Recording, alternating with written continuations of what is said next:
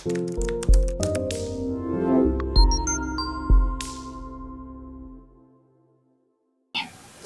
श्री अकाल सारिਆਂ ਨੂੰ। ਅੱਜ ਦੀ ਇਸ ਵੀਡੀਓ ਵਿੱਚ ਆਪਾਂ IBD ਦੇ ਡਾਈਟ ਚਾਰਟ ਬਾਰੇ ਡਿਸਕਸ ਕਰਾਂਗੇ ਕਿ ਤੁਹਾਡੇ ਲਈ ਚੰਗਾ ਹੈ, ਕੀ ਤੁਹਾਡੇ ਲਈ ਮਾੜਾ ਹੈ ਤੇ ਕਿਸ ਚੀਜ਼ ਨੂੰ ਤੁਸੀਂ ਮੋਡਰੇਟ ਕੁਆਂਟੀਟੀ ਵਿੱਚ ਲੈ ਸਕਦੇ ਹੋ।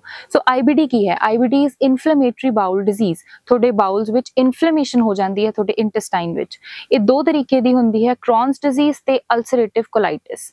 ਕ੍ਰੋਨਸ ਡਿਜ਼ੀਜ਼ ਇਜ਼ ਬੇਸਿਕਲੀ ਤੁਹਾਡੇ GI ਟਰੈਕਟ ਵਿੱਚ, ਯਾਨੀ ਕਿ ਤੁਹਾਡੇ ਮਾਊਥ ਤੋਂ ਲੈ ਕੇ ਤੁਹਾਡੇ ਏਨਲ ਰੀਜਨ ਵਿੱਚ, ਜਿੱਥੋਂ ਦੀ ਤੁਹਾਡਾ ਫੂਡ ਪਾਸ ਹੁੰਦਾ ਹੈ, ਡਾਈਜੈਸਟ ਹੁੰਦਾ ਹੈ, ਕਿਤੇ ਵੀ ਇਨਫਲੇਮੇਸ਼ਨ ਹੋ ਸਕਦੀ ਹੈ, ਨਾਟ ਜਸਟ ਇੰਟੈਸਟਾਈਨਸ।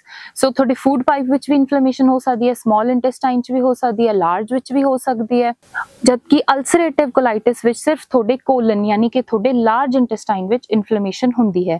ਇਹਦੇ ਵਿੱਚ ਤੁਹਾਨੂੰ ਇੰਟੈਸਟਾਈਨ 'ਚ ਅਲਸਰ ਮਿਲਦੇ ਨੇ, ਸਵੈਲਿੰਗ ਹੁੰਦੀ ਹੈ, ਪੇਸ਼ੈਂਟ ਨੂੰ ਪੇਟ ਵਿੱਚ ਪੇਨ ਹੁੰਦੀ ਹੈ, ਗੈਸ ਬਹੁਤ ਬਣਦੀ ਹੈ, ਲੂਜ਼ ਸਟੂਲਸ ਆਉਂਦੇ ਆ ਤੇ ਬਹੁਤ ਜ਼ਿਆਦਾ ਵਾਰ ਸਟੂਲ ਪਾਸ ਕਰਦਾ ਹੈ। 10, 20, 30 ਈਵਨ 50 ਵਾਰ ਤੱਕ ਵੀ ਪੇਸ਼ੈਂਟ ਕਈ ਵਾਰ ਸਟੂਲ ਪਾਸ ਕਰ ਜਾਂਦੇ ਨੇ। ਸੋ ਸਟੂਲ ਵਿੱਚ ਬਲੱਡ ਵੀ ਆਉਂਦਾ ਹੈ, ਮਿਊਕਸ ਵੀ ਆਉਂਦੀ ਹੈ, ਬਰਨਿੰਗ ਸੈਂਸੇਸ਼ਨ ਹੁੰਦੀ ਹੈ, ਤੁਹਾਡਾ weight loss ਹੁੰਦਾ ਹੈ, weight ਈਜ਼ੀਲੀ ਗੇਨ ਨਹੀਂ ਹੋ ਪਾ ਰਿਹਾ ਹੁੰਦਾ, ਤੁਹਾਡੀ ਭੁੱਖ ਵੀ ਘਟ ਜਾਂਦੀ ਹੈ, ਤੁਹਾਨੂੰ ਬਹੁਤ ਵੀਕਨੈਸ ਆਉਂਦੀ ਹੈ, ਬੋਡੀ ਪੇਨ ਸ਼ੁਰੂ ਹੋ ਜਾਂਦੀ ਹੈ।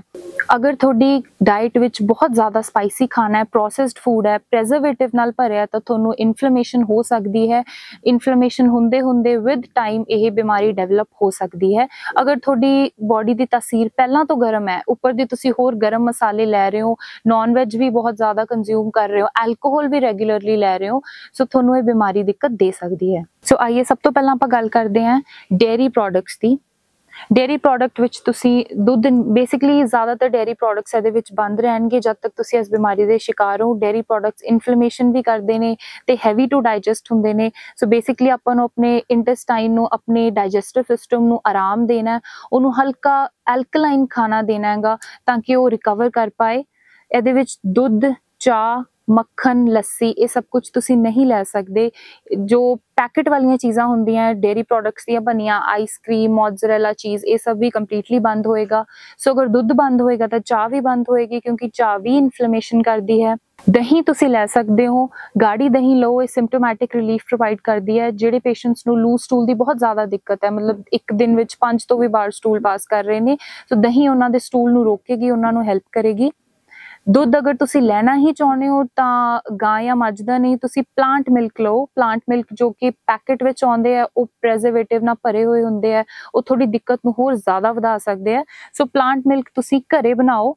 ਅਗਰ ਤੁਸੀਂ ਸੋਏ ਮਿਲਕ ਲੈ ਸਕਦੇ ਹੋ। ਸੋਏ ਮਿਲਕ ਬਣਾਉਣਾ ਹੈ ਤਾਂ ਤੁਸੀਂ ਸੋਇਆਬੀਨ ਲੈ ਕੇ ਆਓ, ਉਹਨੂੰ ਕੁਝ ਘੰਟੇ ਤੱਕ ਸੋਕ ਕਰੋ, ਗ੍ਰਾਈਂਡ ਕਰੋ, ਛਾਨੋ ਤੇ ਤੁਹਾਡੇ ਕੋਲ ਸੋਏ ਮਿਲਕ ਹੋ ਜਾਂਦਾ ਹੈ।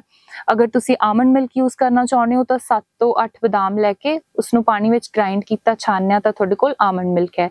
ਇਹਨੂੰ ਵੀ ਤੁਸੀਂ ਘੱਟ ਕੁਆਂਟੀਟੀ 'ਚ ਕੰਜ਼ਿਊਮ ਕਰੋ, ਬਿਕੋਜ਼ ਨਟ ਮਿਲਕ ਹੁੰਦੇ ਆ ਇਹ, ਤਾਂ ਉਹ ਵੀ ਹੈਵੀ ਹੋਣਗੇ। ਮਿਲਕ ਨੂੰ ਤੁਸੀਂ ਘੱਟ ਤੋਂ ਘੱਟ ਕੁਆਂਟੀਟੀ ਵਿੱਚ ਹੀ ਕੰਜ਼ਿਊਮ ਕਰਨਾ ਹੈ। ਗਾਂ ਦਾ ਘਿਓ, ਦੇਸੀ ਗਾਂ ਦਾ ਘਿਓ ਬਹੁਤ ਅੱਛਾ ਹੈ। ਇਹਦੇ ਵਿੱਚ ਦੇਸੀ ਗਾਂ ਦਾ ਘਿਓ ਮੈਡੀਸਿਨਲ ਹੁੰਦਾ ਹੈ, ਤ੍ਰਿਦੋਸ਼ਾਮਕ ਹੁੰਦਾ ਹੈ। ਜੋ IBD ਦੀ ਪ੍ਰੋਬਲਮ ਹੈ ਉਹ ਵਾਤ ਤੇ ਪਿੱਤ ਦੀ ਦੁਸ਼ਟੀ ਨਾਲ ਹੁੰਦੀ ਹੈ। obstruction ਵੀ ਹੁੰਦੀ ਹੈ ਇਹਦੇ ਵਿੱਚ, ਕਫ ਇਹਨੂੰ obstruct ਵੀ ਕਰਦਾ ਹੈ, ਬਟ ਦੁਸ਼ਟੀ ਵਾਤ ਤੇ ਪਿੱਤ ਦੀ ਹੁੰਦੀ ਹੈ। ਸੋ ਦੇਸੀ ਗਾਂ ਦਾ ਘਿਓ ਬਹੁਤ ਅੱਛਾ ਹੈ, ਤਿੰਨਾਂ ਦੋਸ਼ਾਂ ਨੂੰ ਬੈਲੈਂਸ ਰੱਖੇਗਾ, ਤੁਹਾਡੇ ਅਲਸਰਸ ਨੂੰ ਵੀ ਛਿੱਲਣ ਤੋਂ ਬਚਾਏਗਾ। ਤੁਸੀਂ ਅਗਰ ਖਾਣਾ ਕੁੱਕ ਕਰਨਾ ਤਾਂ ਤੁਸੀਂ ਦੇਸੀ ਗਾਂ ਦੇ ਘਿਓ ਵਿੱਚ ਕਰ ਸਕਦੇ ਹੋ। ਅਗਰ ਆਪਾਂ ਸਬਜ਼ੀਆਂ ਦੀ ਗੱਲ ਕਰੀਏ, ਸਬਜ਼ੀਆਂ ਵਿੱਚ ਜੋ ਮਟਰ, ਗੋਭੀ, ਇਹ ਬਹੁਤ ਹੀ ਵਾਤਕਾਰਕ ਹੁੰਦੇ ਨੇ, ਬਹੁਤ ਹੀ ਹੈਵੀ ਹੁੰਦੇ ਨੇ, ਇਹਨਾਂ ਨੂੰ ਆਪਾਂ ਅਵੋਇਡ ਕਰਨਾ ਹੈ। ਬਾਸੀ ਖਾਣਾ ਵੀ ਅਵੋਇਡ ਕਰਨਾ ਹੈ। ਇੱਦਾਂ ਨਹੀਂ ਹੈ ਕਿ ਜੋ ਤੁਸੀਂ ਸੁਬਾਹ ਬਣਾਇਆ ਉਹ ਤੁਸੀਂ ਸ਼ਾਮ ਨੂੰ ਵੀ ਖਾ ਰਹੇ ਹੋ, ਫਿਰ ਤੁਸੀਂ ਅਗਲੇ ਦਿਨ ਫੇਰ ਖਾ ਰਹੇ ਹੋ। ਬਾਸੀ ਖਾਣਾ ਅਵੋਇਡ ਕਰਨਾ ਹੈ, ਫਰੈਸ਼ ਖਾਣਾ ਬਣਾਓ। ਸੋ ਖੀਰਾ ਵੀ ਤੁਸੀਂ ਇਹਦੇ ਵਿੱਚ ਅਵੋਇਡ ਕਰਨਾ ਹੈ, ਬਿਕੋਜ਼ ਖੀਰਾ ਜ਼ਰੂਰ ਠੰਡਾ ਹੁੰਦਾ, ਇਨਫਲੇਮੇਸ਼ਨ ਘਟਾਉਣ ਵਿੱਚ ਹੈਲਪ ਕਰਦਾ, ਬਟ ਖੀਰਾ ਬਹੁਤ ਜ਼ਿਆਦਾ ਠੰਡਾ ਹੁੰਦਾ, ਉਹਦੇ ਵਿੱਚ ਵਾਟਰ ਕੰਟੈਂਟ ਬਹੁਤ ਹੁੰਦਾ, ਉਹ ਵਾਤ ਨੂੰ ਵਧਾਏਗਾ, ਤੁਹਾਨੂੰ ਗੈਸ ਦੀ ਦਿੱਕਤ ਵੀ ਕਰੇਗਾ। ਇਸ ਬਿਮਾਰੀ ਵਿੱਚ ਗੈਸ ਦੀ ਦਿੱਕਤ ਆਲਰੇਡੀ ਹੁੰਦੀ ਹੈ, ਸੋ ਖੀਰੇ ਦੇ ਕੰਜ਼ੰਪਸ਼ਨ ਨਾਲ ਇਹ ਵੱਧ ਸਕਦੀ ਹੈ। ਬੈਂਗਨ ਵੀ ਤੁਸੀਂ ਨਹੀਂ ਖਾਣਾ, ਕਿਉਂਕਿ ਬੈਂਗਨ ਪਿੱਤ ਨੂੰ ਵਧਾਏਗਾ, ਪਿੱਤ ਦੀ ਦੁਸ਼ਟੀ ਕਰੇਗਾ। ਭਿੰਡੀ ਤੇ ਅਰਬੀ ਵੀ ਤੁਸੀਂ ਕੰਜ਼ਿਊਮ ਨਹੀਂ ਕਰਨੀ ਹੈ। ਭਿੰਡੀ ਤੇ ਅਰਬੀ ਲੇਸਦਾਰ ਹੁੰਦੇ ਨੇ, ਇਨਫਲੇਮੇਸ਼ਨ ਨੂੰ ਵਧਾਉਣਗੇ। ਲਸਣ, ਅਦਰਕ, ਪੁਦੀਨਾ, ਸਾਗ, ਇਹ ਸਾਰੀਆਂ ਚੀਜ਼ਾਂ ਤੁਹਾਡੀ ਬੋਡੀ ਵਿੱਚ ਇਨਫਲੇਮੇਸ਼ਨ ਕਰ ਸਕਦੀਆਂ ਨੇ, ਸੋ ਇਹਨੂੰ ਤੁਸੀਂ ਅਵੋਇਡ ਕਰਨਾ। ਤੁਸੀਂ ਸਬਜ਼ੀ ਵੀ ਬਣਾਉਣੀ ਹੈ ਤੇ ਲਸਣ ਤੇ ਅਦਰਕ ਤੋਂ ਬਿਨਾਂ ਬਣਾਉਣੀ ਹੈ। ਜੋ ਤੁਸੀਂ ਚੀਜ਼ਾਂ ਖਾ ਸਕਦੇ ਹੋ, ਹਲਕੀਆਂ ਸਬਜ਼ੀਆਂ ਖਾਓ ਜਿੱਦਾਂ ਕੱਦੂ, ਤੋਰੀ, ਲੌਕੀ, ਆਲੂ ਤੁਸੀਂ ਲੈ ਸਕਦੇ ਹੋ। ਆਲੂ ਘੱਟ ਕੁਆਂਟੀਟੀ ਵਿੱਚ ਲੈਣਾ, ਆਲੂ ਵੀ ਹੈਵੀ ਹੁੰਦਾ ਬਟ ਤੁਸੀਂ ਇਸ ਨੂੰ ਘੱਟ ਕੁਆਂਟੀਟੀ ਵਿੱਚ ਕੰਜ਼ਿਊਮ ਕਰ ਸਕਦੇ ਹੋ। ਪੇਠਾ ਲੈ ਸਕਦੇ ਹੋ ਤੁਸੀਂ, ਸ਼ਲਗਮ ਲੈ ਸਕਦੇ ਹੋ, ਗਾਜਰ ਵੀ ਲੈ ਸਕਦੇ ਹੋ, ਪਾਲਕ ਵੀ ਲੈ ਸਕਦੇ ਹੋ। ਪਾਲਕ ਸੀਜ਼ਨਲੀ ਹੀ ਲਓ, ਜਦੋਂ ਪਾਲਕ ਦਾ ਸੀਜ਼ਨ ਹੈ ਘੱਟ ਕੁਆਂਟੀਟੀ ਵਿੱਚ ਲਓ ਪਾਲਕ, ਕਿਉਂਕਿ ਉਹ ਵੀ ਹੈਵੀ ਟੂ ਡਾਈਜੈਸਟ ਹੁੰਦੀ ਹੈ। ਐਸਪੈਰਾਗਸ, ਅਗਰ ਤੁਸੀਂ ਬਾਹਰ ਰਹਿੰਦੇ ਹੋ, ਇੰਡੀਆ ਤੋਂ ਬਾਹਰ ਰਹਿੰਦੇ ਹੋ, ਉੱਥੋਂ ਦੀ ਰੀਜਨਲ ਸਬਜ਼ੀ ਐਸਪੈਰਾਗਸ ਹੈ ਤਾਂ ਫਿਰ ਤੁਸੀਂ ਐਸਪੈਰਾਗਸ ਨੂੰ ਸਟੀਮ ਕਰਕੇ ਲੈ ਸਕਦੇ ਹੋ। ਐਸਪੈਰਾਗਸ ਦਾ ਸੂਪ ਵੀ ਲੈ ਸਕਦੇ ਹੋ। ਕੋਸ਼ਿਸ਼ ਕਰਨੀ ਹੈ ਕਿ ਆਪਣੀ ਰੀਜਨਲ ਸਬਜ਼ੀਆਂ ਹੀ ਖਾਣੀਆਂ। ਅਗਰ ਤੁਸੀਂ ਇੰਡੀਆ ਵਿੱਚ ਹੋ ਤਾਂ ਤੁਸੀਂ ਬਾਹਰਲੀ ਸਬਜ਼ੀਆਂ ਪ੍ਰੈਫਰ ਨਾ ਕਰੋ, ਆਪਣੀ ਲੋਕਲ ਸਬਜ਼ੀਆਂ ਹੀ ਖਾਓ ਤੇ ਸੀਜ਼ਨਲ ਸਬਜ਼ੀਆਂ ਖਾਓ। ਜਦੋਂ ਆਪਾਂ ਦਾਲਾਂ ਦੀ ਗੱਲ ਕਰਦੇ ਹਾਂ ਤਾਂ ਜੋ ਹੈਵੀ ਦਾਲਾਂ ਨੇ, ਚਨੇ ਹੋ ਗਏ, ਰਾਜਮਾ, ਕਾਲੇ ਚਨੇ, ਸਫੇਦ ਚਨੇ, ਕਿਸੇ ਉੜਦ ਦਾਲ ਹੋ ਗਈ, ਇਹ ਤੁਸੀਂ ਕੰਜ਼ਿਊਮ ਨਹੀਂ ਕਰਨੀ ਹੈ, ਤੁਹਾਨੂੰ ਬਹੁਤ ਹੈਵੀ ਹੋ ਜਾਏਗੀ ਤੇ ਪਿੱਤ ਨੂੰ ਵੀ ਵਧਾਏਗੀ। ਬਾਜਰਾ ਵੀ ਤੁਸੀਂ ਕੰਜ਼ਿਊਮ ਨਹੀਂ ਕਰਨਾ, ਬਾਜਰਾ ਫਾਈਬਰ ਵਿੱਚ ਵੀ ਜ਼ਿਆਦਾ ਹੁੰਦਾ ਤੇ ਗਰਮ ਵੀ ਹੁੰਦਾ, ਸੋ ਬਾਜਰਾ ਵੀ ਤੁਸੀਂ ਅਵੋਇਡ ਕਰਨਾ ਹੈ ਕਿਉਂਕਿ ਇਸ ਬਿਮਾਰੀ ਵਿੱਚ ਸਟੂਲਸ ਲੂਜ਼ ਹੁੰਦੇ ਆ। ਸੋ ਅਗਰ ਤੁਹਾਨੂੰ ਕਨਸਟੀਪੇਸ਼ਨ ਹੈ, ਤੁਸੀਂ ਡਾਕਟਰ ਕੋਲ ਜਾਓਗੇ, ਤੁਹਾਨੂੰ ਕੀ ਕਹਿਣਗੇ ਕਿ ਤੁਸੀਂ ਫਾਈਬਰ ਇਨਕਰੀਜ਼ ਕਰੋ, ਆਪਣਾ ਵਾਟਰ ਇਨਟੇਕ ਇਨਕਰੀਜ਼ ਕਰੋ, ਰਾਈਟ। ਸੋ ਆਪਾਂ ਇੱਥੇ ਫਾਈਬਰ ਨਹੀਂ ਲੈ ਸਕਦੇ ਜ਼ਿਆਦਾ, ਕਿਉਂਕਿ ਜ਼ਿਆਦਾ ਫਾਈਬਰ ਨਾਲ ਕਨਸਟੀਪੇਸ਼ਨ ਦੂਰ ਹੁੰਦੀ ਹੈ, ਸਟੂਲਸ ਪਾਸ ਹੁੰਦੇ ਆ ਤੇ ਪੇਸ਼ੈਂਟ ਨੂੰ ਆਲਰੇਡੀ ਬਹੁਤ ਜ਼ਿਆਦਾ ਸਟੂਲਸ ਪਾਸ ਹੋ ਰਹੇ, ਸੋ ਆਪਾਂ ਫਾਈਬਰ ਅਵੋਇਡ ਕਰਾਂਗੇ। ਜੋ ਦਾਲਾਂ ਤੁਸੀਂ ਲੈ ਸਕਦੇ ਹੋ, ਤੁਸੀਂ ਮੂੰਗ ਦਾਲ ਲੈ ਸਕਦੇ ਹੋ, ਛਿਲਕਾ ਉਤਰੇ ਵਾਲੀ ਸਪਲਿਟ ਮੂੰਗ ਦਾਲ ਹੁੰਦੀ ਹੈ, ਉਸ ਨੂੰ ਵੀ ਤੁਸੀਂ ਸੋਕ ਕਰਕੇ ਲੈਣਾ ਸੋ ਦੈਟ ਉਹ ਲਾਈਟ ਹੋਵੇ, ਲਾਈਟ ਟੂ ਡਾਈਜੈਸਟ ਹੋਵੇ, ਤੁਹਾਡੇ ਸਟਮਕ ਤੇ ਬਿਲਕੁਲ ਲੋਡ ਨਾ ਪਵੇ, ਈਜ਼ੀਲੀ ਪਚੇ। ਮੂੰਗ ਤੇ ਮਸੂਰ ਦੀ ਦਾਲ ਤੁਹਾਡੇ ਲਈ ਸਭ ਤੋਂ ਬੈਸਟ ਹੈ। ਅਗਰ ਤੁਸੀਂ ਰਾਈਸ ਲੈਣਾ ਚਾਹੁੰਦੇ ਹੋ ਤਾਂ ਤੁਸੀਂ ਬਰਾਊਨ ਰਾਈਸ ਲੈ ਸਕਦੇ ਹੋ। ਵਾਈਟ ਰਾਈਸ ਅਵੋਇਡ ਕਰਨੇ, ਬਹੁਤ ਸਟਾਰਚੀ ਹੁੰਦੇ ਨੇ, ਤੁਸੀਂ ਬਰਾਊਨ ਰਾਈਸ ਲਓ। ਰੈੱਡ ਰਾਈਸ ਲੈ ਸਕਦੇ ਹੋ, ਰੈੱਡ ਰਾਈਸ ਦੀ ਆਯੁਰਵੇਦਾ ਵਿੱਚ ਬਹੁਤ ਇੰਪੋਰਟੈਂਸ ਹੈ। ਰੈੱਡ ਰਾਈਸ ਨੂੰ ਵੀ ਤ੍ਰਿਦੋਸ਼ਾਮਕ ਮੰਨਿਆ ਗਿਆ, ਤਿੰਨਾਂ ਦੋਸ਼ਾਂ ਨੂੰ ਬੈਲੈਂਸ ਕਰਕੇ ਰੱਖਦਾ ਹੈ। ਬਲੈਕ ਰਾਈਸ ਤੁਹਾਡੀ ਗੈਸ ਵਿੱਚ ਮਦਦ ਕਰਨਗੇ, ਗੈਸ ਨੂੰ ਘਟਾਉਣਗੇ, ਅਲਸਰਸ ਵਿੱਚ ਬਹੁਤ ਬੈਨੀਫੀਸ਼ੀਅਲ ਨੇ, ਈਵਨ ਪਾਈਲਸ ਵਿੱਚ ਵੀ ਇਹਨਾਂ ਦਾ ਬਹੁਤ ਅੱਛਾ ਯੂਜ਼ ਹੈ। ਅਗਰ ਤੁਸੀਂ ਡਰਾਈ ਫਰੂਟਸ ਲੈਣਾ ਚਾਹੁੰਦੇ ਹੋ ਤਾਂ ਤੁਸੀਂ ਕੋਸ਼ਿਸ਼ ਕਰਨਾ ਹੈ ਕਿ ਘੱਟ ਤੋਂ ਘੱਟ ਲੈਣੇ ਹੈ, ਸਿਰਫ ਤੇ ਸਿਰਫ ਬਦਾਮ, ਦੋ ਚਾਰ ਬਦਾਮ ਲੈਣੇ ਆ ਤੁਸੀਂ, 1 ਜਾਂ 2 ਅਖਰੋਟ ਭਿਗੋ ਕੇ ਛਿਲਕਾ ਉਤਾਰ ਕੇ ਹੀ ਲੈਣੇ ਹੈ। ਡਰਾਈ ਫਰੂਟਸ ਵਿੱਚ ਕੋਸ਼ਿਸ਼ ਕਰਨੀ ਹੈ ਕਿ ਤੁਸੀਂ ਸਾਰੇ ਡਰਾਈ ਫਰੂਟਸ ਅਵੋਇਡ ਕਰਨੇ ਹੈ, ਚਾਹੇ ਉਹ ਖਜੂਰ ਹੋਵੇ, ਚੁਹਾਰਾ ਹੋਵੇ, ਕਿਸ਼ਮਿਸ਼ ਹੋਣ, ਕਾਜੂ ਹੋਣ, ਮੂੰਗਫਲੀ, ਸਪੈਸ਼ਲੀ ਮੂੰਗਫਲੀ ਵੀ ਬਹੁਤ ਗਰਮ ਹੁੰਦੀ ਹੈ, ਸਾਰੇ ਤੁਸੀਂ ਅਵੋਇਡ ਕਰਨੇ ਨੇ। ਅਗਰ ਤੁਸੀਂ ਲੈਣਾ ਹੀ ਚਾਹੁੰਦੇ ਹੋ ਤਾਂ ਤੁਸੀਂ 2-4 ਬਦਾਮ ਜਾਂ ਫਿਰ 1 ਜਾਂ 2 ਅਖਰੋਟ ਲੈ ਸਕਦੇ ਹੋ ਭਿਗੋ ਕੇ ਛਿਲਕਾ ਉਤਾਰ ਕੇ, ਬਿਕੋਜ਼ ਡਰਾਈ ਫਰੂਟ ਪਹਿਲਾਂ ਤੋਂ ਹੀ ਬਹੁਤ ਡਰਾਈ ਹੁੰਦੇ ਨੇ, ਵਾਤ ਇੰਕਰੀਜ਼ ਕਰਦੇ ਨੇ, ਬਹੁਤ ਹੈਵੀ ਟੂ ਡਾਈਜੈਸਟ ਹੁੰਦੇ ਆ। ਅਗਰ ਤੁਸੀਂ ਉਸ ਨੂੰ ਭਿਉਣੇ ਹੋ ਤਾਂ ਇੱਕ ਤਾਂ ਉਹ ਬੈਟਰ ਡਾਈਜੈਸਟ ਹੋ ਪਾਉਣਗੇ, ਨਾਲੇ ਉਹਨਾਂ ਦੀ ਡਰਾਈਨੈਸ ਥੋੜੀ ਬਹੁਤ ਘਟ ਜਾਏਗੀ, ਉਹਨਾਂ ਦੀ ਹੌਟ ਪੋਟੈਂਸੀ ਵੀ ਥੋੜੀ ਘਟੇਗੀ। ਫਰੂਟਸ ਵਿੱਚ ਤੁਸੀਂ ਕੋਈ ਵੀ ਖੱਟਾ ਫਰੂਟ ਨਹੀਂ ਲੈਣਾ ਹੈ, ਚਾਹੇ ਉਹ ਲੈਮਨ ਹੋਵੇ, ਔਰੇਂਜ ਹੋਵੇ, ਟਮੇਟੋ ਹੋਵੇ, ਪਾਈਨਐਪਲ ਹੋਵੇ, ਮੈਂਗੋ ਹੋਵੇ। ਵਾਟਰਮੈਲਨ ਵੀ ਤੁਸੀਂ ਕੰਜ਼ਿਊਮ ਨਹੀਂ ਕਰਨਾ ਹੈ। ਵਾਟਰਮੈਲਨ ਅਗੇਨ ਖੀਰੇ ਵਾਂਗੂ ਠੰਡਾ ਹੁੰਦਾ ਬਟ ਉਹਦੇ ਵਿੱਚ ਵਾਟਰ ਕੰਟੈਂਟ ਬਹੁਤ ਜ਼ਿਆਦਾ ਹੁੰਦਾ, ਉਹ ਵਾਤ ਨੂੰ ਵਧਾਏਗਾ, ਤੁਹਾਡੀ ਗੈਸ ਦੀ ਦਿੱਕਤ ਵਧਾ ਸਕਦਾ ਹੈ, ਅਲਸਰਸ ਨੂੰ ਵੀ ਤੰਗ ਕਰ ਸਕਦਾ ਹੈ। ਅਗਰ ਕੋਈ ਵੀ ਹੋਰ ਫਰੂਟ ਹੈ, ਜਿੱਦਾਂ ਕਿ ਅਨਾਰ ਹੋ ਗਿਆ, ਅਨਾਰ ਖੱਟੇ ਵੀ ਹੁੰਦੇ ਆ, ਕਈ ਵਾਰ ਮਿੱਠੇ ਵੀ ਹੁੰਦੇ ਆ, ਸੋ ਤੁਸੀਂ ਚੈੱਕ ਕਰ ਲੈਣਾ ਖਾਣ ਵੇਲੇ। ਇੱਕ ਬੇਸਿਕ ਤੁਹਾਨੂੰ ਗਾਈਡਲਾਈਨ ਮਿਲ ਗਈ ਹੈ ਕਿ ਕੋਈ ਵੀ ਖੱਟੇ ਰਸ ਦੀ ਚੀਜ਼ ਤੁਸੀਂ ਨਹੀਂ ਲੈਣੀ ਹੈ। ਸੋ ਅਨਾਰ ਅਗਰ ਖੱਟਾ ਹੈ ਉਹ ਵੀ ਤੁਸੀਂ ਅਵੋਇਡ ਕਰਨਾ ਹੈ, ਚੈਰੀਜ਼ ਅਗਰ ਖੱਟੀਆਂ ਉਹ ਵੀ ਤੁਸੀਂ ਅਵੋਇਡ ਕਰਨੀ ਹੈ। ਅਗਰ ਅਨਾਰ ਤੇ ਚੈਰੀ ਤੁਹਾਨੂੰ ਮਿੱਠੇ ਮਿਲਦੇ ਤਾਂ ਤੁਸੀਂ ਕੰਜ਼ਿਊਮ ਕਰ ਸਕਦੇ ਹੋ। ਬਨਾਨਾਸ ਬਹੁਤ ਅੱਛੇ ਨੇ ਬਿਕੋਜ਼ ਬਨਾਨਾਸ ਕਨਸਟੀਪੇਟ ਕਰਦੇ ਨੇ। ਅਗਰ ਤੁਹਾਨੂੰ ਲੂਜ਼ ਸਟੂਲ ਦੀ ਪ੍ਰੋਬਲਮ ਹੈ, ਅਗਰ ਬਹੁਤ ਜ਼ਿਆਦਾ ਲੂਜ਼ ਸਟੂਲ ਪਾਸ ਕਰ ਰਹੇ ਹੋ ਤਾਂ ਤੁਸੀਂ 4 ਤੋਂ 6 ਬਨਾਨਾਸ ਵੀ ਇੱਕ ਦਿਨ ਵਿੱਚ ਲੈ ਸਕਦੇ ਹੋ। ਬਨਾਨਾਸ ਦਾ ਦਹੀਂ ਨਾਲ ਕੰਬੀਨੇਸ਼ਨ ਕਾਫੀ ਅੱਛਾ ਹੈ ਅਗਰ ਤੁਸੀਂ ਲੂਜ਼ ਸਟੂਲ ਠੀਕ ਕਰਨਾ ਹੈ, ਤੁਹਾਨੂੰ ਡਾਇਰੀਆ ਦੀ ਪ੍ਰੋਬਲਮ ਆ ਰਹੀ ਹੈ, ਸੋ ਬਨਾਨਾ ਤੇ ਦਹੀਂ ਨੂੰ ਤੁਸੀਂ ਇਕੱਠੇ ਮੈਸ਼ ਕਰਕੇ ਲੈ ਸਕਦੇ ਹੋ। ਇਸ ਬਿਮਾਰੀ ਵਿੱਚ ਆਪਾਂ ਸੈਲਡਸ ਅਵੋਇਡ ਕਰਨੇ ਆ, ਰॉ ਚੀਜ਼ਾਂ ਵਾਤ ਨੂੰ ਵਧਾਉਣਗੀਆਂ, ਤੁਹਾਡੇ ਅਲਸਰਸ ਨੂੰ ਵੀ ਛਿਲ ਸਕਦੀਆਂ। ਸੋ ਜੋ ਤੁਸੀਂ ਫਰੂਟਸ ਕੰਜ਼ਿਊਮ ਕਰ ਰਹੇ ਹੋ, ਇੱਕ ਤਾਂ ਉਹ ਖੱਟੇ ਨਹੀਂ ਹੋਣੇ ਚਾਹੀਦੇ, ਨਿਊਟਰਲ ਰਸਤੇ ਜਾਂ ਮਿੱਠੇ ਹੋਣੇ ਚਾਹੀਦੇ ਆ। ਨਿਊਟਰਲ ਫਰੂਟਸ ਆਉਣਗੇ, ਐਪਲ ਹੋ ਗਿਆ, ਨਾਸ਼ਪਤੀ ਹੋ ਗਈ, ਬੱਬੂ ਗੋਸ਼ਾ ਹੋ ਗਿਆ। ਇਹਨਾਂ ਦਾ ਜੋ ਫਾਈਬਰ ਹੈ ਉਹ ਕਾਫੀ ਹਾਰਡ ਹੁੰਦਾ ਹੈ, ਸੋ ਕੋਸ਼ਿਸ਼ ਕਰੋ ਕਿ ਤੁਸੀਂ ਫਰੂਟਸ ਨੂੰ ਸਟੀਮ ਕਰਕੇ ਲੈਣਾ ਹੈ। ਇੱਕ ਬਰਤਨ ਲਓ, ਉਹਦੇ ਵਿੱਚ ਪਾਣੀ ਉਬਾਲ ਲਓ, ਉੱਪਰ ਕੋਈ ਵੱਡੀ ਛਾਨਣੀ ਰੱਖੋ, ਉਹਦੇ ਵਿੱਚ ਤੁਸੀਂ ਫਰੂਟ ਪਾਓ, ਉਸਨੂੰ ਢੱਕ ਦਿਓ, ਕੁਝ ਹੀ ਮਿੰਟਾਂ ਵਿੱਚ ਤੁਹਾਡਾ ਫਰੂਟ ਸੌਫਟ ਹੋ ਜਾਏਗਾ। ਅਗਰ ਤੁਸੀਂ ਬੋਇਲ ਕਰਦੇ ਹੋ ਤਾਂ ਫਿਰ ਉਸਦੇ ਫਰੂਟ ਦੇ ਨਿਊਟ੍ਰੀਐਂਟਸ ਚਲੇ ਜਾਂਦੇ ਆ, ਸੋ ਬੈਟਰ ਹੈ ਕਿ ਤੁਸੀਂ ਉਹਨੂੰ ਸਟੀਮ ਕਰੋ, ਹਲਕਾ ਜਿਹਾ ਸੌਫਟ ਕਰੋ, ਉਦੋਂ ਖਾਓ ਜਦੋਂ ਉਹਦੇ ਨਿਊਟ੍ਰੀਐਂਟਸ ਬਰਕਰਾਰ ਨੇ। ਐਵੋਕਾਡੋ, ਅਗਰ ਅਗੇਨ ਤੁਸੀਂ ਬਾਹਰ ਰਹਿ ਰਹੇ ਹੋ, ਕਿਤੇ ਇੰਡੀਆ ਵਿੱਚ ਨਹੀਂ ਹੈਗੇ, ਆਊਟ ਆਫ ਇੰਡੀਆ ਹੋ, ਤਾਂ ਐਵੋਕਾਡੋ ਤੁਹਾਡਾ ਰੀਜਨਲ ਫਰੂਟ ਹੈ ਤਾਂ ਤੁਸੀਂ ਲਓ, ਲੇਕਿਨ ਘੱਟ ਕੁਆਂਟੀਟੀ ਵਿੱਚ। ਬੇਲ ਦਾ ਫਰੂਟ ਤੁਸੀਂ ਲੈ ਸਕਦੇ ਹੋ, ਬੇਲ ਵੀ ਕਨਸਟੀਪੇਸ਼ਨ ਕਾਜ਼ ਕਰੇਗਾ, ਮਲ ਨੂੰ ਰੋਕੇਗਾ।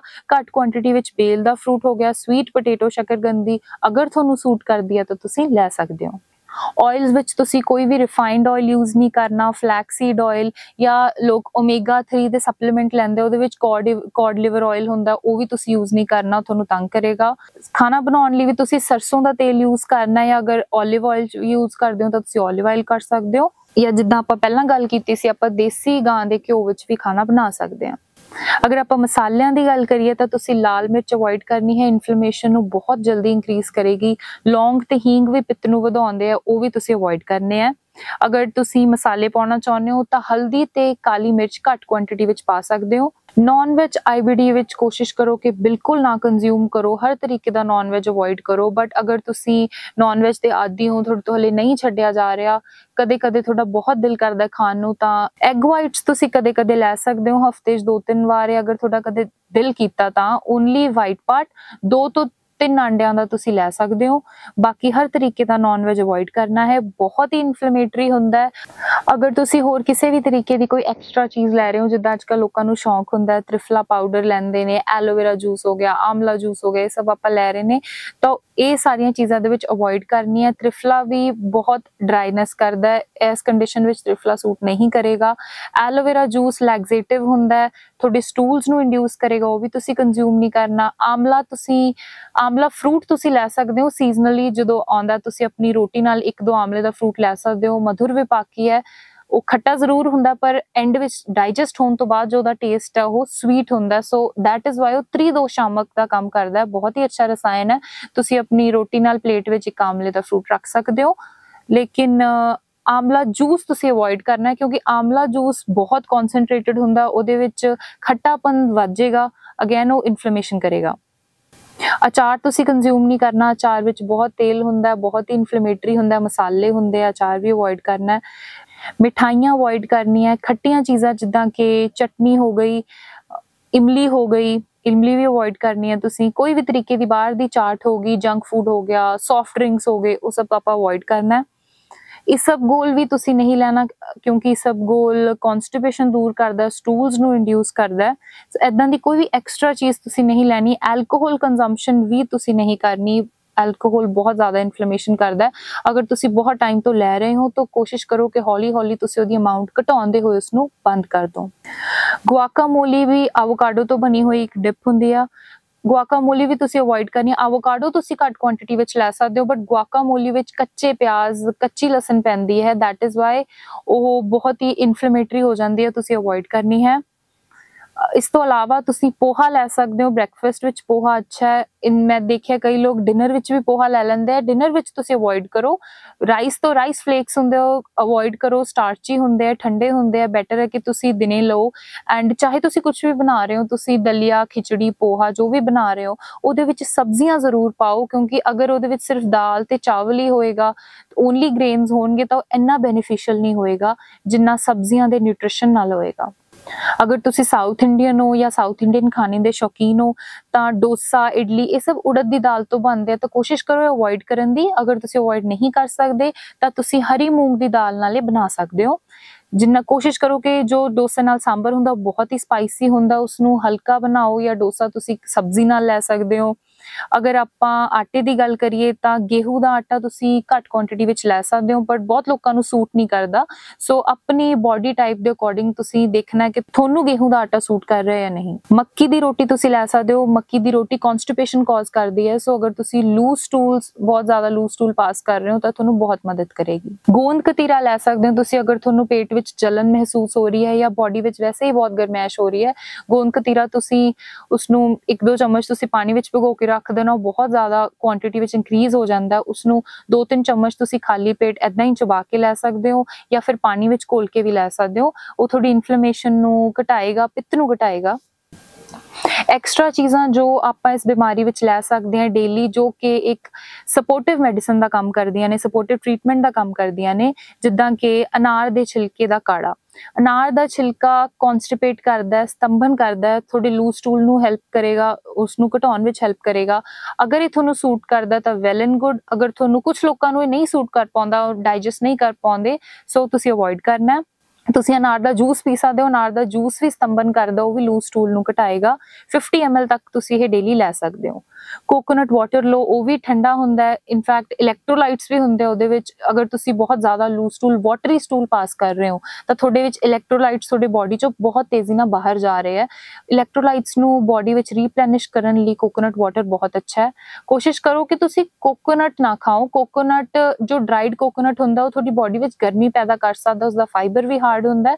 ਸੋ ਤੁਸੀਂ ਕੋਕੋਨਟ ਵਾਟਰ ਪੀ ਸਕਦੇ ਹੋ, ਲੇਕਿਨ ਕੋਕੋਨਟ ਖਾ ਨਹੀਂ ਸਕਦੇ। ਰੋਜ਼ ਪੈਟਲ ਦਾ ਤੁਸੀਂ ਜੂਸ ਪੀ ਸਕਦੇ ਹੋ। ਮੈਰੀਗੋਲਡ ਫਲਾਵਰ ਹੈ, ਉਹਦੇ ਪੱਤਿਆਂ ਦਾ ਤੁਸੀਂ ਜੂਸ ਪੀ ਸਕਦੇ ਹੋ, ਉਹ ਵੀ ਇਹਦੇ ਵਿੱਚ ਬਹੁਤ ਅੱਛਾ ਰਹੇਗਾ। ਸ਼ੀਸ਼ਮ ਲੀਵਸ ਆ, ਉਹ ਵੀ ਅਗਰ ਤੁਹਾਨੂੰ ਬਲੱਡ ਆ ਰਿਹਾ, ਬਲੱਡ ਨੂੰ ਰੋਕਣ ਵਿੱਚ ਹੈਲਪ ਕਰਨਗੇ। ਕੋਰੀਐਂਡਰ ਲੀਵਸ, ਜੋ ਕਿ ਧਨੀਆ ਦੇ ਪੱਤੇ, ਧਨੀਆ ਦੇ ਪੱਤੇ ਦੇ ਵਿੱਚ ਬਹੁਤ ਅੱਛੇ ਰਹਿਣਗੇ, ਬਿਕੋਜ਼ ਬੋਡੀ ਵਿੱਚ ਵੀਕਨੈਸ ਆ ਜਾਂਦੀ ਹੈ, weight loss ਹੋ ਰਿਹਾ, ਖਾਣਾ ਨਹੀਂ ਲੱਗ ਰਿਹਾ, ਇੰਨੀ obstruction ਹੈ, ਹੇਅਰ ਫਾਲ ਵੀ ਹੋ ਰਹੀ ਹੈ, ਜੋ ਕਮਜ਼ੋਰੀ ਆ ਰਹੀ ਹੈ ਬੋਡੀ ਵਿੱਚ, ਖੂਨ ਦੀ ਵੀ ਕਮੀ ਆ ਰਹੀ ਹੈ, HB ਵੀ ਘਟ ਰਿਹਾ, ਉਹ ਸਾਰਿਆਂ ਲਈ ਇਹ ਬਹੁਤ ਅੱਛਾ ਹੈ। ਸੋ ਧਨੀਏ ਦਾ ਤੁਸੀਂ, ਪੱਤਿਆਂ ਦਾ ਤੁਸੀਂ ਜੂਸ ਲੈ ਸਕਦੇ ਹੋ। 100 ml ਤੱਕ ਤੁਸੀਂ ਦਿਨ 'ਚ 2 ਵਾਰ, ਮਾਰਨਿੰਗ ਈਵਨਿੰਗ ਦੋਨੋਂ ਟਾਈਮ ਤੁਸੀਂ ਲੈ ਸਕਦੇ ਹੋ। ਅਗਰ ਤੁਹਾਨੂੰ ਬਹੁਤ ਜ਼ਿਆਦਾ ਪੇਟ ਵਿੱਚ ਜਲਨ ਮਹਿਸੂਸ ਹੋ ਰਹੀ ਹੈ ਤਾਂ ਤੁਸੀਂ ਐਸ਼ਗਾਰਡ ਜੂਸ, ਜੋ ਕਿ ਚਿੱਟੇ ਪੇਠੇ ਦਾ ਜੂਸ, ਉਹ ਵੀ ਤੁਸੀਂ ਲੈ ਸਕਦੇ ਹੋ ਸੁਬਾਹ ਖਾਲੀ ਪੇਟ। ਐਸ਼ਗਾਰਡ ਜੂਸ ਤਾਸੀਰ ਵਿੱਚ ਬਹੁਤ ਜ਼ਿਆਦਾ ਠੰਡਾ ਹੁੰਦਾ ਹੈ, ਐਲਕਲਾਈਨ ਬੇਸ਼ੱਕ ਹੁੰਦਾ ਹੈ, ਐਸਿਡਿਟੀ ਨੂੰ ਬਹੁਤ ਈਜ਼ੀਲੀ ਕਮ ਕਰ ਦਿੰਦਾ, ਬਟ ਇਹ ਕਾਫੀ ਠੰਡਾ ਹੁੰਦਾ ਹੈ। ਸੋ ਅਗਰ ਤੁਸੀਂ ਆਲਰੇਡੀ ਤੁਹਾਡੇ 'ਚ ਬਹੁਤ ਜ਼ਿਆਦਾ ਵਾਤ ਵਧੀ ਹੋਈ ਹੈ, ਗੈਸ ਦੀ ਦਿੱਕਤ ਹੈ, ਫਿਰ ਇਹ ਤੁਹਾਡੀ ਗੈਸ ਦੀ ਦਿੱਕਤ ਵਧਾ ਸਕਦਾ ਹੈ। ਅਗਰ ਤੁਸੀਂ ਬਹੁਤ ਜ਼ਿਆਦਾ ਕੋਲਡ ਦੇ ਸ਼ਿਕਾਰ ਹੋ ਜਾਂਦੇ ਹੋ, ਬਹੁਤ ਛੇਤੀ ਤੁਸੀਂ ਜ਼ੁਕਾਮ ਹੋ ਜਾਂਦਾ ਤੁਹਾਨੂੰ, ਤਾਂ ਇਹ ਚੀਜ਼ਾਂ ਤੁਸੀਂ ਅਵੋਇਡ ਕਰਨੀਆਂ, ਕਿਉਂਕਿ ਬਹੁਤ ਹੀ ਠੰਡਾ ਹੈ ਤਾਸੀਰ ਵਿੱਚ। ਓਨਲੀ ਅਗਰ ਤੁਹਾਨੂੰ ਐਸਿਡਿਟੀ ਹੈ, ਤੁਹਾਨੂੰ ਜਲਨ ਹੈ, ਤੁਹਾਨੂੰ ਕਿਸੇ ਵੀ ਤਰੀਕੇ ਦੀ ਕੋਈ ਗੈਸ ਨਹੀਂ ਹੈ, ਤਾਂ ਤੁਹਾਨੂੰ ਬਹੁਤ ਅੱਛਾ ਸੂਟ ਕਰੇਗਾ। ਅਗਰ ਤੁਸੀਂ ਆਪਣੀ ਡਾਈਜੈਸਟਿਵ ਪਾਵਰ ਨੂੰ ਵਧਾਉਣਾ ਚਾਹ ਰਹੇ ਹੋ, ਬਹੁਤ ਕੁਝ ਕਰਕੇ ਦੇਖ ਲਿਆ, ਗੈਸ ਦੀ ਦਿੱਕਤ ਤੁਹਾਨੂੰ ਨਹੀਂ ਹਟ ਰਹੀ ਹੈ, ਤਾਂ ਸੌਂਫ, ਧਨੀਏ ਤੇ ਜੀਰੇ ਦਾ ਕਾੜਾ, ਇੱਕ ਚਮਚ ਤਿੰਨਾਂ ਦੇ ਬੀਜ ਤੁਸੀਂ ਲੈ ਕੇ ਪਾਣੀ ਵਿੱਚ ਉਬਾਲ ਲੈਣੇ ਆ ਤੇ ਇਸ ਨੂੰ 2 ਟਾਈਮ ਕੰਜ਼ਿਊਮ ਕਰਨਾ। ਰੈਗੂਲਰਲੀ ਇਸ ਨੂੰ 2-3 ਮਹੀਨੇ ਕੰਜ਼ਿਊਮ ਕਰੋ, ਤੁਹਾਡੀ ਡਾਈਜੈਸਟਿਵ ਪਾਵਰ ਇੰਕਰੀਜ਼ ਹੋਗੀ, ਤੁਹਾਨੂੰ ਗੈਸ ਵਗੈਰਾ ਦੀ ਦਿੱਕਤ ਨਹੀਂ ਆਏਗੀ, ਪੇਟ ਵਿੱਚ ਭਾਰੀਪਨ ਵੀ ਮਹਿਸੂਸ ਹੋਣਾ ਹਟ ਜਾਏਗਾ। ਅਗਰ ਤੁਸੀਂ, ਬਹੁਤ ਲੋਕ ਕਹਿੰਦੇ ਕਿ ਸਾਡਾ weight ਨਹੀਂ ਗੇਨ ਹੋ ਰਿਹਾ, ਅਸੀਂ ਉਹਨਾਂ ਨੂੰ ਸਮਝਾਉਣੇ ਆ ਕਿ weight ਫੇਰ ਹੀ ਗੇਨ ਹੋਏਗਾ ਜਦ ਬਿਮਾਰੀ ਠੀਕ ਹੋਏਗੀ, ਬਟ ਆਪਾਂ ਨੂੰ ਹੁੰਦਾ ਕਿ ਬਹੁਤ, ਆਪਾਂ ਨੂੰ ਤਕਲੀਫ, ਆਪਾਂ ਨੂੰ ਖੁਦ ਨੂੰ ਦੇਖ ਕੇ ਡਰ ਲੱਗਦਾ ਹੈ ਕਿ ਇੰਨਾ weight lose ਹੋ ਰਿਹਾ, 10-10, 20-20 ਕਿਲੋ ਕਮਜ਼ੋਰੀ ਆ ਰਹੀ ਹੈ। ਸੋ weight gain ਕਰਨ ਦਾ ਇੱਕ ਹੈਲਦੀ ਤਰੀਕਾ ਵੀ ਹੈ। ਇੰਸਟੈਡ ਆਫ ਕਿ ਪੇਸ਼ੈਂਟ ਕਹਿੰਦੇ ਕਿ ਅਸੀਂ ਪ੍ਰੋਟੀਨ ਪਾਊਡਰ ਲੈ ਲਈਏ, ਅਸੀਂ ਸਪਲੀਮੈਂਟ ਲੈ ਲਈਏ, ਉਹ ਪੇਸ਼ੈਂਟ ਲੈਂਦੇ ਵੀ ਨੇ ਬਟ ਉਹ ਅਸਰ ਨਹੀਂ ਕਰਦੇ, ਕਿਉਂਕਿ ਨਸਾਂ ਵਿੱਚ ਬਲੌਕੇਜ ਹੁੰਦੀ ਹੈ, ਸੈੱਲ ਤੱਕ ਨਿਊਟ੍ਰੀਸ਼ਨ ਜਾ ਨਹੀਂ ਪਾਉਂਦਾ। ਲੇਕਿਨ ਇਸ ਕੇਸ ਵਿੱਚ ਤੁਸੀਂ ਦੇਸੀ ਗਾਂ ਦਾ ਘਿਓ ਲੈ ਸਕਦੇ ਹੋ ਵਿੱਚ ਸ਼ੱਕਰ ਪਾ ਕੇ। ਅਗਰ ਤੁਸੀਂ ਸ਼ੱਕਰ ਪਾਉਨੇ ਹੋ, ਐਂਟੀ ਇਨਫਲੇਮੇਟਰੀ ਇਫੈਕਟ ਹੈ ਤਾਂ ਹੋਰ ਵੀ ਇੰਕਰੀਜ਼ ਹੋ ਜਾਏਗਾ, ਮਿੱਠੀ ਹੋ ਜਾਏਗੀ। ਤੇ ਜੋ ਦੇਸੀ ਗਾਂ ਹੈ, ਉਹਦਾ ਗੁਣ ਹੈ ਕਿ ਉਹ ਬਹੁਤ ਮਾਈਨਿਊਟ ਹੈ, ਬਹੁਤ ਹੀ ਬਰੀਕ ਹੈ, ਤਾਂ ਬਰੀਕੀ 'ਚ ਜਾਂਦੀ ਹੈ, ਬਰੀਕ ਚੈਨਲਸ ਚਲੀ ਜਾਂਦੀ ਹੈ। ਅਗਰ ਚੈਨਲਸ ਵਿੱਚ ਤੁਹਾਡੇ ਬਲੌਕੇਜ ਵੀ ਹੈ ਤਾਂ ਵੀ ਉਹ ਸੈੱਲ ਨੂੰ ਰੀਚ ਕਰ ਪਾਉਂਦੀ ਹੈ, ਤੇ ਤੁਹਾਡਾ ਮੈਟਾਬੋਲਿਜ਼ਮ ਵੀ ਇੰਪਰੂਵ ਕਰਦੀ ਹੈ, ਤੁਹਾਡੀ ਇਨਫਲੇਮੇਸ਼ਨ ਨੂੰ ਵੀ ਘਟਾਉਂਦੀ ਹੈ। ਸੋ ਅਗਰ ਤੁਸੀਂ weight gain ਕਰਨਾ ਚਾਹੁੰਦੇ ਹੋ ਤਾਂ ਤੁਸੀਂ ਦੇਸੀ ਗਾਂ ਦੇ ਘਿਓ ਵਿੱਚ ਸ਼ੱਕਰ ਪਾ ਕੇ ਲੈ ਸਕਦੇ ਹੋ, ਬਸ਼ਰਤੇ ਤੁਹਾਡੀ ਡਾਈਜੈਸਟਿਵ ਪਾਵਰ ਇੰਨੀ ਹੈ ਕਿ ਤੁਸੀਂ ਉਸ ਘਿਓ ਨੂੰ ਪਚਾ ਪਾਓ। ਅਗਰ ਆਪਾਂ ਐਕਸਰਸਾਈਜ਼ ਦੀ ਗੱਲ ਕਰੀਏ, ਯੋਗਾ ਦੀ ਗੱਲ ਕਰੀਏ, ਤਾਂ ਅਲਸਰੇਟਿਵ ਕੋਲਾਈਟਿਸ ਤੇ ਕ੍ਰੋਨਸ ਵਿੱਚ ਜਿੰਨਾ ਹੋ ਸਕੇ ਤੁਸੀਂ ਹੈਵੀ ਐਕਸਰਸਾਈਜ਼, ਭਾਰੀ ਸਮਾਨ ਚੱਕਣਾ ਅਵੋਇਡ ਕਰੋ। ਕੋਸ਼ਿਸ਼ ਕਰੋ ਕਿ ਤੁਸੀਂ ਕੋਈ ਵੀ ਐਦਾਂ ਦੀ ਐਕਸਰਸਾਈਜ਼ ਨਾ ਕਰੋ ਜਿਹਦੇ ਵਿੱਚ ਤੁਹਾਡੇ ਪੇਟ ਦੇ ਮਸਲ ਯੂਜ਼ ਹੋਣ, ਕਿਉਂਕਿ ਪੇਟ ਦੇ ਮਸਲ ਯੂਜ਼ ਹੋਣਗੇ ਤਾਂ ਮੂਵਮੈਂਟ ਹੋਏਗੀ, ਮੂਵਮੈਂਟ ਹੋਗੀ ਤਾਂ ਅਗੇਨ ਮੋਸ਼ਨ ਇੰਡਿਊਸ ਹੋਏਗਾ।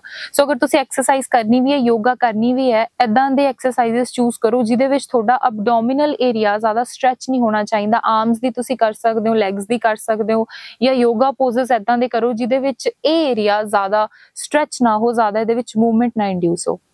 ਅਗਰ ਕੋਈ ਐਦਾਂ ਦੀ ਫੂਡ ਆਈਟਮ ਹੈ ਜੋ ਇਸ ਡਾਈਟ ਚਾਰਟ ਆਪਾਂ ਮੈਂਸ਼ਨ ਨਹੀਂ ਕੀਤੀ ਹੈ ਤਾਂ ਤੁਸੀਂ ਮੋਡਰੇਟ ਕੁਆਂਟੀਟੀ ਵਿੱਚ ਉਹਨੂੰ ਲੈ ਸਕਦੇ ਹੋ। ਦੇਖੋ ਤੁਸੀਂ ਤੁਹਾਡੀ ਬੋਡੀ ਨੂੰ ਉਹ ਸੂਟ ਕਰਦੀ ਹੈ ਜਾਂ ਨਹੀਂ। ਜੋ ਮੈਂ ਕੁਝ ਬੇਸਿਕ ਗਾਈਡਲਾਈਨਸ ਦਿੱਤੀਆਂ ਵਾਤ ਤੇ ਪਿੱਤ ਦੇ ਰਿਲੇਟਡ, ਕਿ ਤੁਹਾਡਾ ਖਾਣਾ ਠੰਡਾ ਨਹੀਂ ਹੋਣਾ ਚਾਹੀਦਾ, ਜ਼ਿਆਦਾ ਡਰਾਈ ਨਹੀਂ ਹੋਣਾ ਚਾਹੀਦਾ, ਗੈਸ ਠੰਡੀ ਚੀਜ਼ ਨਾ ਬਣਦੀ ਹੈ, ਠੰਡੀ ਅਗਰ ਕੋਈ ਚੀਜ਼ ਬਹੁਤ ਜ਼ਿਆਦਾ ਠੰਡੀ ਨਹੀਂ ਹੈਗੀ, ਡਰਾਈ ਨਹੀਂ ਹੈਗੀ, ਤਾਂ ਉਹ ਇਨਫਲੇਮੇਸ਼ਨ ਵੀ ਘਟਾ ਦਿੰਦੀ ਹੈ। ਸੋ ਇਸ ਚੀਜ਼ ਨੂੰ ਤੁਸੀਂ ਲੈ ਕੇ ਚੱਲਣਾ ਹੈ ਕਿ ਤੁਸੀਂ ਗਰਮ ਚੀਜ਼ ਵੀ ਨਹੀਂ ਲੈਣੀ, ਜ਼ਿਆਦਾ ਸਪਾਈਸੀ ਚੀਜ਼ ਨਹੀਂ ਲੈਣੀ। ਇੱਕ ਤੁਹਾਨੂੰ ਬੇਸਿਕ ਗਾਈਡਲਾਈਨ ਮਿਲ ਚੁੱਕੀ ਹੈ ਜਿਹਦੇ ਨਾਲ ਤੁਸੀਂ ਆਪਣੀ ਬਾਕੀ ਦੀ ਫੂਡ ਆਈਟਮਸ ਨੂੰ ਵੀ ਚੂਜ਼ ਕਰ ਸਕਦੇ ਹੋ। ਬਾਹਰ ਦਾ ਖਾਣਾ, ਫਾਸਟ ਫੂਡ, ਪੈਕੇਟ ਚੀਜ਼ਾਂ, ਕੋਈ ਵੀ ਆਰਟੀਫਿਸ਼ੀਅਲ ਚੀਜ਼, ਕੋਈ ਵੀ ਕੈਮੀਕਲ ਵਾਲੀ ਚੀਜ਼ ਤੁਸੀਂ ਅਵੋਇਡ ਕਰਨੀ ਹੈ। ਅਗਰ ਤੁਸੀਂ ਇਸ ਬਿਮਾਰੀ ਤੋਂ ਠੀਕ ਹੋਣਾ ਚਾਹੁੰਦੇ ਹੋ ਤਾਂ ਤੁਸੀਂ ਸਿਰਫ ਘਰ ਦਾ ਖਾਣਾ ਖਾਣਾ ਹੈ, ਆਪਣੀ ਬੋਡੀ ਨੂੰ ਆਰਾਮ ਦੇਣਾ ਹੈ, ਉਸਨੂੰ ਹੀਲ ਹੋਣ ਦਾ ਮੌਕਾ ਦੇਣਾ ਹੈ। ਬਹੁਤ ਹੀ ਜ਼ਰੂਰੀ ਗੱਲ, ਅਗਰ ਤੁਸੀਂ ਆਪਣੀ ਬੋਡੀ ਵਿੱਚ ਚੰਗਾ ਮਾੜਾ ਖਾਣਾ ਪਾ ਰਹੇ ਹੋ ਜੋ ਤੁਹਾਡੀ ਬਿਮਾਰੀ ਨੂੰ ਵਧਾ ਰਿਹਾ ਹੈ, ਤਾਂ ਤੁਸੀਂ ਆਪਣੇ ਮਨ ਵਿੱਚ ਵੀ ਚੰਗੇ ਤੇ ਬੁਰੇ ਵਿਚਾਰ ਪਾਉਣੇ ਹੋ। ਸੋ ਕੋਸ਼ਿਸ਼ ਕਰੋ ਕਿ ਤੁਸੀਂ ਆਪਣੇ ਮਨ ਨੂੰ ਸ਼ਾਂਤ ਰੱਖੋ, ਕਿਸੇ ਵੀ ਤਰੀਕੇ ਦੇ ਬੁਰੇ ਵਿਚਾਰ, ਟੈਨਸ਼ਨ, ਡਿਪਰੈਸ਼ਨ ਤੋਂ ਇਸ ਨੂੰ ਮੁਕਤ ਰੱਖੋ। ਅਗਰ ਤੁਸੀਂ ਆਪਣੇ ਮਨ ਵਿੱਚ ਵੀ ਕੋਈ ਨੈਗੇਟਿਵ ਥਾਟ ਪਾ ਰਹੇ ਹੋ ਤਾਂ ਉਹ ਵੀ ਤੁਹਾਡੇ ਬੋਡੀ ਨੂੰ ਇਫੈਕਟ ਕਰਦਾ ਹੈ। ਤੁਹਾਡੇ ਗਟ ਨੂੰ ਤੁਹਾਡਾ ਸੈਕੰਡ ਬ੍ਰੇਨ ਕਿਹਾ ਗਿਆ ਹੈ। ਸੋ ਤੁਹਾਡੇ ਬ੍ਰੇਨ ਦੀਆਂ ਬਰੀਕ ਨਸਾਂ ਸਾਰੀਆਂ ਤੁਹਾਡੇ ਇੰਟੈਸਟਾਈਨ ਨਾਲ ਕਨੈਕਟਡ ਹੁੰਦੀਆਂ। ਤੁਸੀਂ ਕਈ ਵਾਰ ਦੇਖਿਆ ਹੋਵੇਗਾ, ਅਗਰ ਤੁਹਾਨੂੰ ਕੋਈ ਸਟੇਜ ਤੇ ਜਾ ਕੇ ਕੁਝ ਬੋਲਣ ਲਈ ਕਹਿ ਦੇ ਜਾਂ ਸਡਨਲੀ ਤੁਹਾਡੇ ਵੱਲ ਸਪੌਟਲਾਈਟ ਆ ਜਾਏ ਜਾਂ ਤੁਹਾਨੂੰ ਕੁਝ ਵੀ ਕੰਮ ਕਰਨਾ ਹੋਵੇ, ਕੋਈ ਟੈਨਸ਼ਨ ਹੋਵੇ, ਤੁਹਾਡਾ ਪੇਟ ਦੁਖਣ ਲੱਗ ਜਾਂਦਾ। ਸੋ ਸਿਰ ਉੱਪਰ ਹੈ ਲੇਕਿਨ ਪੇਟ ਨੀਚੇ ਹੈ। ਸੋ ਇਹ ਕਨੈਕਸ਼ਨ ਦਰਸਾਉਂਦਾ ਹੈ ਕਿ ਗਟ ਤੇ ਬ੍ਰੇਨ ਦੀ ਲਿੰਕ ਬਹੁਤ ਹੀ ਸਟਰੋਂਗ ਹੈ। ਸਭ ਤੋਂ ਜ਼ਿਆਦਾ ਜ਼ਰੂਰੀ ਹੈ ਕਿ ਤੁਸੀਂ ਆਪਣਾ ਮਨ ਖੁਸ਼ੀਆਂ ਭਰਿਆ ਰੱਖੋ, ਐਂਜ਼ਾਈਟੀ, ਦੁੱਖ, ਗੁੱਸੇ ਤੋਂ ਦੂਰ ਰਹੋ। ਬਹੁਤ ਲੋਕ ਬਹੁਤ ਪੇਸ਼ੈਂਟਸ ਆਉਂਦੇ ਨੇ, ਕਹਿੰਦੇ ਨੇ ਕਿ ਸਾਨੂੰ ਕੋਈ ਕੰਮ ਪੈ ਗਿਆ, ਅਸੀਂ ਕੁਝ ਜ਼ਿਆਦਾ ਸੋਚਦੇ ਹਾਂ, ਨਾਲ ਦੀ ਨਾਲ ਸਾਨੂੰ ਵਾਸ਼ਰੂਮ ਜਾਣਾ ਪੈਂਦਾ, ਮੋਸ਼ਨ ਜਾਣਾ ਪੈਂਦਾ। ਤਾਂ ਇਹ ਬਹੁਤ ਇੰਸਟੈਂਟਲੀ ਡਾਇਰੈਕਟਲੀ ਇੰਪੈਕਟ ਕਰਦਾ। ਖਾਣਾ ਤੁਸੀਂ ਖਾਓਗੇ, ਜਦੋਂ ਪਚਣਾ ਸ਼ੁਰੂ ਹੋਏਗਾ, ਅੱਧੇ ਘੰਟੇ ਨੂੰ 1 ਘੰਟੇ ਨੂੰ ਤੁਹਾਨੂੰ ਤੰਗ ਕਰੇਗਾ, ਤੁਹਾਨੂੰ ਮੋਸ਼ਨ ਇੰਡਿਊਸ ਕਰੇਗਾ, ਬਟ ਮਨ ਉਸ 1 ਸੈਕਿੰਡ ਦੇ ਅੰਦਰ ਤੁਹਾਨੂੰ ਇਫੈਕਟ ਦਿਖਾਉਂਦਾ। ਸੋ ਅਗਰ ਦਿਮਾਗ ਉੱਪਰ ਆ ਰਿਹਾ ਤਾਂ ਪਹਿਲਾਂ ਦਿਮਾਗ ਦਾ ਧਿਆਨ ਰੱਖਣਾ, ਫਿਰ ਪੇਟ ਆਉਂਦਾ। ਸੋ ਦਿਮਾਗ ਨੂੰ ਸਾਫ਼ ਰੱਖੋ, ਦਿਮਾਗ ਵਿੱਚ ਪੋਜ਼ਿਟਿਵਿਟੀ ਲੈ ਕੇ ਆਓ, ਰੱਬ ਦਾ ਨਾਮ ਲਓ, ਜਿੰਨਾ ਹੋ ਸਕੇ ਇਸ ਨੂੰ ਸ਼ਾਂਤ ਰੱਖੋ। ਫਿਰ ਸਰੀਰ ਦੀ ਵਾਰੀ ਆਉਂਦੀ ਹੈ, ਫਿਰ ਤੁਸੀਂ ਆਪਣਾ ਫੂਡ ਸਹੀ ਰੱਖੋ, ਘਰ ਦਾ ਖਾਣਾ ਖਾਓ। ਬਾਕੀ ਇਸ ਡਾਈਟ ਚਾਰਟ ਵਿੱਚ ਜੋ ਵੀ ਗੱਲਾਂ ਦੱਸੀਆਂ ਇੱਕ ਬੇਸਿਕ ਗਾਈਡਲਾਈਨਸ ਨੇ। ਹੋ ਸਕਦਾ ਹੈ ਕਿ ਜੋ ਮੈਂ ਇਹ ਚੀਜ਼ਾਂ ਕਹੀਆਂ ਹੋਣ ਕਿ ਤੁਸੀਂ ਮੋਡਰੇਸ਼ਨ ਵਿੱਚ ਕੰਜ਼ਿਊਮ ਕਰਨੀ ਹੈ, ਕਿਸੇ ਪੇਸ਼ੈਂਟ ਨੂੰ ਸੂਟ ਨਾ ਕਰੇ। ਸੋ ਉਹ ਆਪਣੀ ਬੋਡੀ ਟਾਈਪ ਤੇ ਹੁੰਦਾ। ਬਹੁਤ ਤੁਸੀਂ ਵਾਤਜ ਹੋ ਸਕਦੇ ਹੋ, ਪਿੱਤਜ ਹੋ ਸਕਦੇ ਹੋ, ਕਫਜ ਹੋ ਸਕਦੇ ਹੋ। ਤੁਹਾਡੀ ਬੋਡੀ ਦੀ ਕੀ ਸਟੇਟ ਹੈ, ਤੁਹਾਡੀ ਬਿਮਾਰੀ ਕਿੰਨੀ ਪੁਰਾਣੀ। ਅਗਰ ਤੁਹਾਨੂੰ ਕੋਈ ਵੀ ਦਿੱਕਤ ਆਉਂਦੀ ਹੈ, ਤੁਸੀਂ ਕਮੈਂਟ ਬਾਕਸ ਵਿੱਚ ਨੀਚੇ ਪੁੱਛ ਸਕਦੇ ਹੋ। ਤੁਸੀਂ ਪਲੈਨਟ ਆਯੁਰਵੇਦਾ ਦੇ ਆਯੁਰਵੈਦਿਕ ਐਕਸਪਰਟਸ ਨੂੰ ਕਾਲ ਕਰ ਸਕਦੇ ਹੋ, ਹੈਲਪਲਾਈਨ ਨੰਬਰ ਤੇ ਕਾਲ ਕਰਕੇ ਤੁਸੀਂ ਪੁੱਛ ਸਕਦੇ ਹੋ। ਧੰਨਵਾਦ। लिवर, किडनी, लंग्स, स्किन, दिल, पेट, घुटने, सिर, पैर या बॉडी के किसी भी पार्ट से जुड़ी हो कोई भी समस्या अभी कॉल या व्हाट्सएप करें और घर बैठे समाधान पाएं 6209123456 पर। हाँ जी, अब सब बीमारियों का इलाज है बहुत आसान। आपकी सेहत से जुड़ी हर समस्या का समाधान मिल रहा है घर बैठे। अब आप दुनिया के किसी भी कोने से टॉप प्लैनेट आयुर्वेदा एक्सपर्ट से ऑनलाइन बात करें, परामर्श लें और दवा की भी करवाएं होम डिलीवरी। हेल्थ प्रॉब्लम्स कोई भी हो, सोल्यूशन सिर्फ एक, www.planetayurveda.com। पूरे प्लैनेट की सेहत का नंबर 1 साथी।